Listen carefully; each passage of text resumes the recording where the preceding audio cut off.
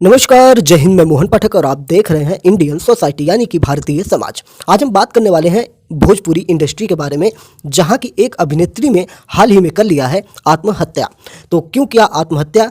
आरोप लग रहे हैं कि एक गायक ने इनको हत्या यानी कि आत्महत्या करने के लिए उकसाया है और उनके ऊपर हत्या जैसे मुकदमे दायर कर दिए गए हैं एक्ट्रेस आकांक्षा दुबे की मां के द्वारा। तो आइए पूरा मामला देखते हैं और इस न्यूज़ पर एनालिसिस करते हैं। अगर हम बात करेंगे आकांक्षा दुबे की, तो आकांक्षा दुबे की अगर हम आत्महत्या की बात करेंगे या हत्या की बात करेंगे तो यह 26 मार्च 2023 को वाराणसी कहाँ है? उत्तर प्रदेश का एक जिला है, जहाँ जिसे आप काशी, वाराणसी और बनारस जैसे नामों से भी जानते हैं, और जहाँ से प्रधानमंत्री नरेंद्र मोदी वर्तमान समय में सांसद हैं।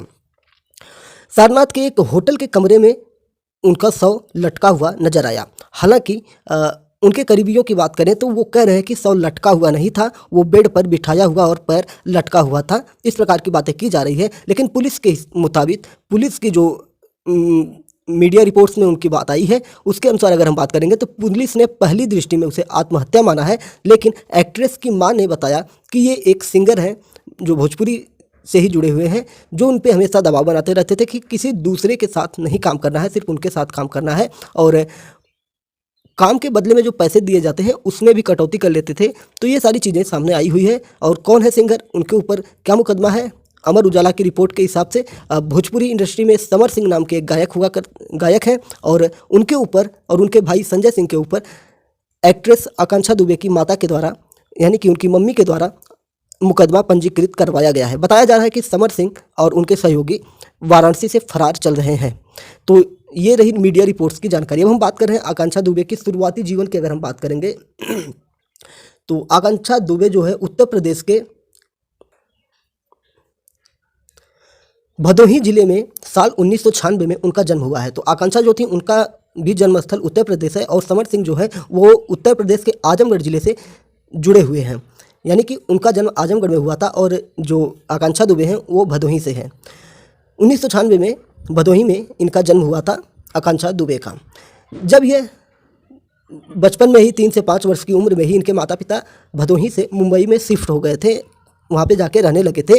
और उनके जो पिता थे, मीडिया रिपोर्ट्स की माने को तो उनके पिता उनको आईपीएस या आईएएस जैसे अधिकारियों के रूप में देखना चाहते थे। वो उनकी पढ़ाई लिखाई पर ज़्यादा फोकस करते थे, उनके फैमिली वाले, कि वो पढ़ लिख कर एक अधिकारी बने और परिवार का नाम रोशन करें। लेकिन आकांक्षा की बात करेंगे तो आकांक्षा जो है वो फिल्में देखना और टीवी देखना जैसी चीज़ों में ज़्यादा इन्वॉल्व रहती थी, और पढ़ाई से उनका मन दूर रहता था, और धीरे धीरे उन्हें एक्टिंग का शौक लग जाता है, और अपने कैरियर के रूप में उन्होंने एक्टिंग को ही चुन लिया।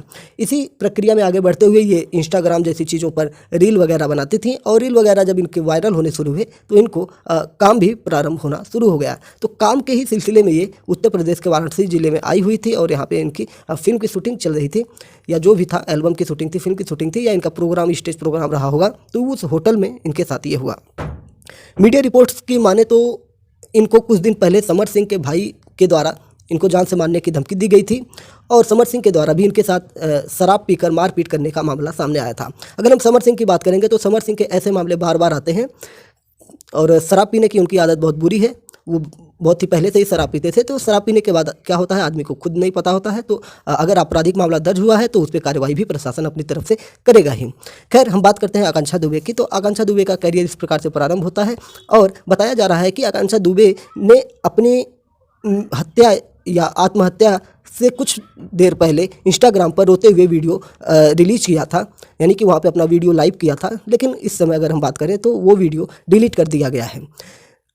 और भोजपुरी के जाने माने कलाकार पवन सिंह के साथ उनका सुसाइड के आसपास ही एक वीडियो गाना रिलीज हुआ है, जिसमें आकांक्षा दुबे ने अभिनय किया हुआ है। तो ये रहा आकांक्षा दुबे का जो पूरा मामला था, इसको हम आपको बताने की कोशिश की है।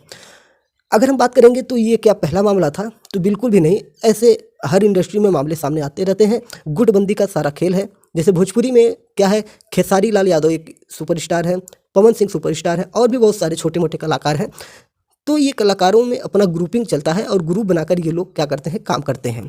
और एक ग्रुप दूसरे ग्रुप को काम नहीं देता है। इसी प्रकार से आपने देखा होगा कि बॉलीवुड में भी इसी प्रकार की गुटबंदी चलती रहती है, और जिसका नतीजा ये हुआ था कि सुशांत सिंह राजपूत ने भी आत्महत्या की थी। उनकी भी आत्महत्या को हत्या करार देने की बात की गई थी, लेकिन अभी तक उस मामले में कोई फैसला नहीं आ सका। लेकिन संदेह के घेरे में बहुत सारे बॉलीवुड के ही कलाकार उसमें आए हुए थे। तो ये सारी चीज़ें जो है हर इंडस्ट्री में होती है। तमिल की बात करेंगे तो तमिल तेलुगु इंडस्ट्री में भी इस प्रकार की चीज़ें सामने आती रहती हैं, जहाँ पर भी ये चीज़ें होती हैं। तो इस मामले को हमने आज इंडियन सोसाइटी में इसलिए लिया है कि ये एक महिला प्रताड़ना की श्रेणी में आता है, और हो सकता है कि आपको कहीं ना कहीं ये चीज़ें मिल जाएं जहां पर आपको इस पर डिटेल में बातें करनी होंगी। तो अगर हम बात करेंगे तो ये एक तरह से मेंटल प्रेशर,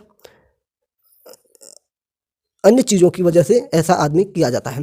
देखिए, अगर हम बात करेंगे हत्या और आत्महत्या की, अगर आत्महत्या की है वो तो दूसरा मैटर बन जाएगा, लेकिन आत्महत्या करने के लिए, उकसाने के लिए जिन्होंने भी ऐसा किया है तो उनके ऊपर भी मामला बनता है, और अगर न्यायिक प्रक्रिया बैठेगी तो उसमें सज़ा का भी प्रावधान होता है।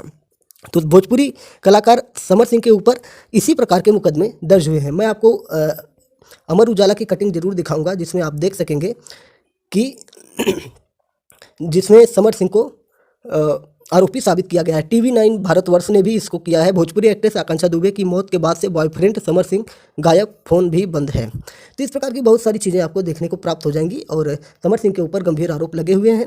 अगर वो सच होते तो बिल्कुल सामने आते हैं, लेकिन फिलहाल वो यहाँ से गायब हुए नज़र आते हैं। तो दाल में कुछ काला है।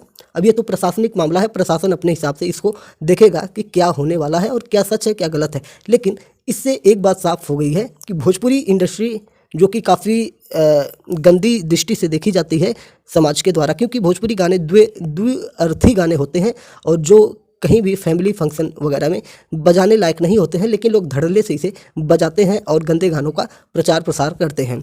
अगर हम बात करेंगे कि गंदे गाने बनते क्यों हैं, तो भाई जब लोग खुलेआम सुन रहे हैं तो कलाकार गंदे गाने बनाएंगे, जो चलेगा उसी को वो चलाएंगे। तो इसमें कलाकारों की कम गलती है, इसमें सुनने वालों की ज़्यादा गलती है। तो सुनने वाले गंदे गाने सुनना बंद करें तो ऑटोमेटिक गंदे गाना बनना ही बंद हो जाएगा। तो ये सारी चीज़ें आपकी निकल के आ सकती हैं। भोजपुरी इंडस्ट्री में कलाकार जो हैं वो धीरे धीरे इंडस्ट्री को छोड़ के अलग हो रहे हैं और दूसरी इंडस्ट्रियों में शिफ्ट हो रहे हैं, लेकिन इस प्रकार से मामले सामने आएंगे तो भोजपुरी इंडस्ट्री में जो कलाकार बचे हुए हैं वो भी धीरे धीरे यहाँ से निकलने की कोशिश करेंगे, और एक दिन आएगा कि जो लोग भोजपुरी को ऊंचाई पर ले जाना चाहते हैं वो भी बहुत ही ज़्यादा समय लग जाएगा, क्योंकि नए लोगों को फिर आना पड़ेगा। तो नए लोग क्यों आएंगे जब आपकी इंडस्ट्री में ये सब हालात बने हैं? तो ये हालात सुधारेगा कौन?